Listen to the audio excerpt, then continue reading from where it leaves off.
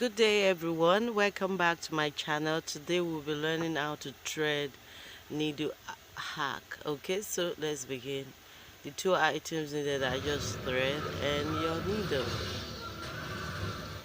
You can try this hack if you find it difficult threading your needle. Okay, so what you just need to do is to rub it on your palm and voila, it will poke out.